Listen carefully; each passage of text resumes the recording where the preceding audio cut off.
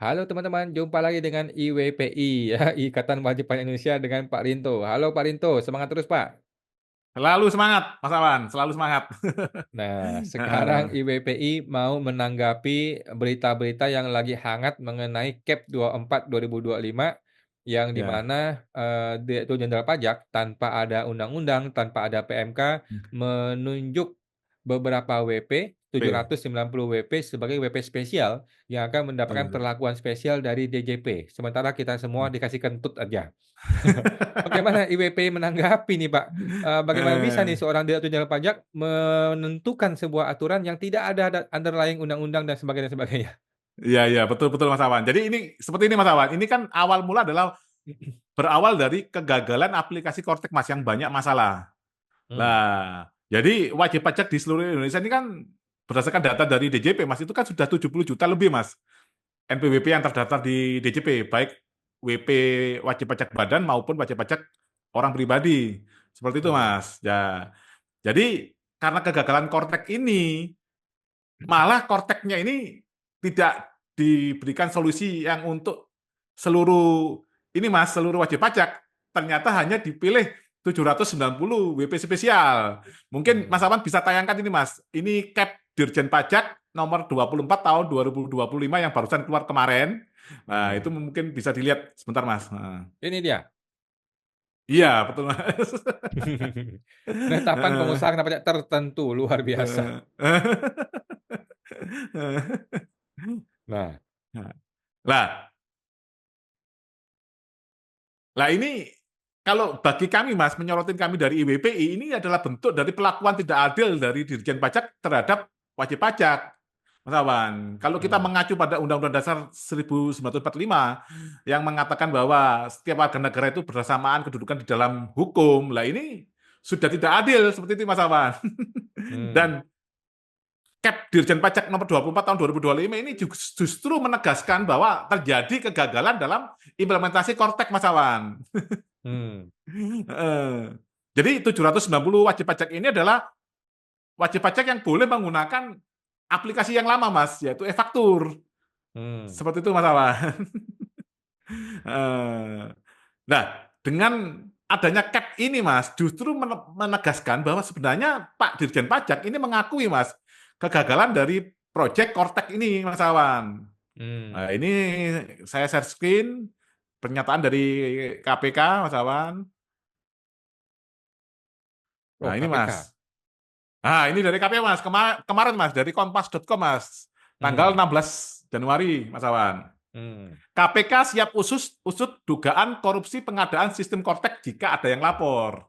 Nah, mmm, jadi ini adalah juru bicara KPK, Tessa Mahardika Sugiarto. mmm. Nah, itu mengatakan bahwa kalau ada yang lapor, kami akan mengusut perkara ini.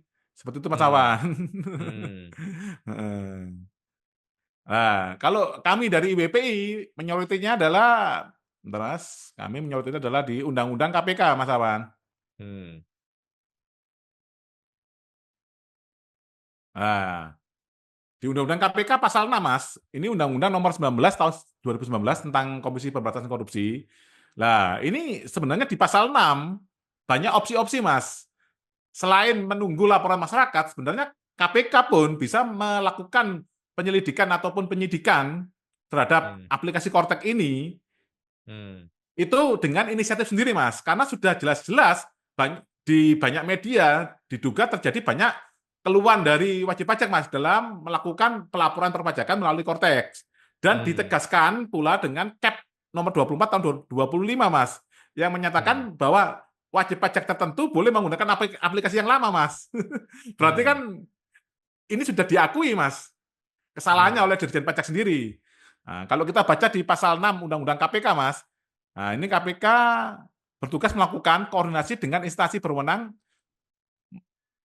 melaksanakan pemberantasan tindak pidana korupsi dan instansi yang bertugas melaksanakan pelayanan publik. Dalam hal ini kan Direktorat Jenderal Pajak ini adalah instansi yang bertugas melaksanakan pelayanan publik, Mas. Ini kan pelayanan mmm, publiknya terganggu, Mas.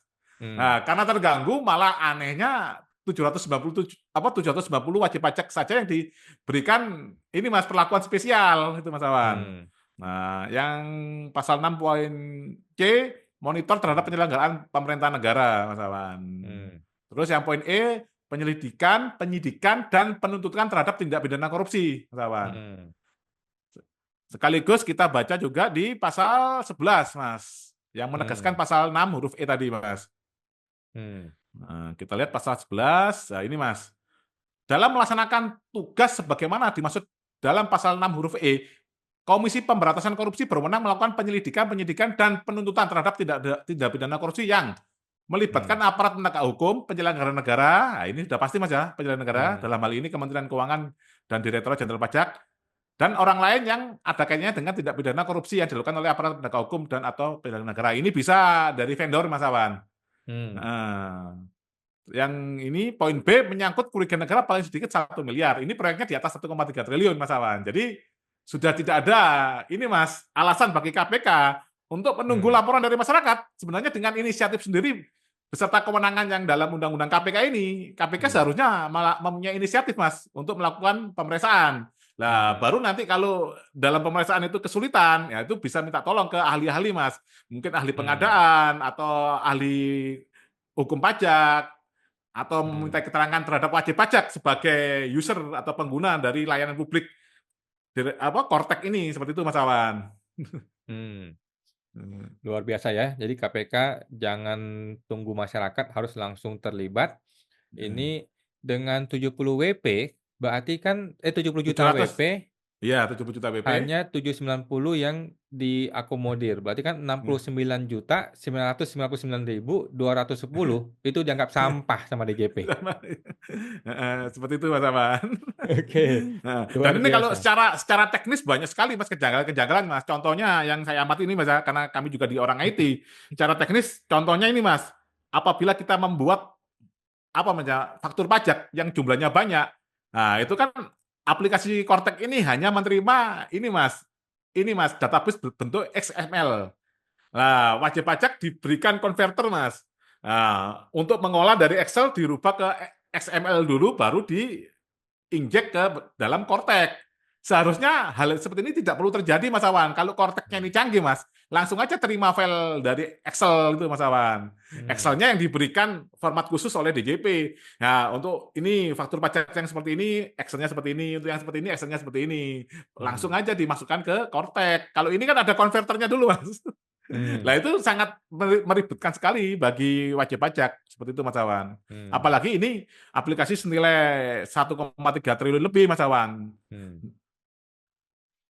Oke. Jadi, IWPI berharap KPK proaktif, Mas Awan. Tidak hanya menunggu ini, Mas, laporan dari masyarakat. Seperti itu, Tapi Mas Awan. saya penasaran, Pak. E-faktur ini kan sudah terbukti bisa berjalan normal untuk semua WP, walaupun tersendat-sendat sedikit gitu ya. Ya, betul, betul, Mas. Dari sisi IT nih, Pak, Bapak orang IT nih. Betul, betul, Mas. Kenapa nggak dia potong Kompas, matiin dulu Cortex, faktur pajak ke Cortex, kemudian semuanya beralih kembali ke e-faktur, tinggal 1 Heeh. atau 2 kali klik, kenapa dia hanya buka untuk 790 WP? Ini alasan IT-nya apa ini, Pak? Ya, Kenapa? ya, ya. Ada kendala apa Jadi, di internal IT? ini pertanyaan yang bagus, Mas Awan. Nanti minggu depan kita akan mengeluarkan rilis resmi dari perusahaan kami, Mas Awan, untuk Hmm. membahas Kortek ini, Mas Awan.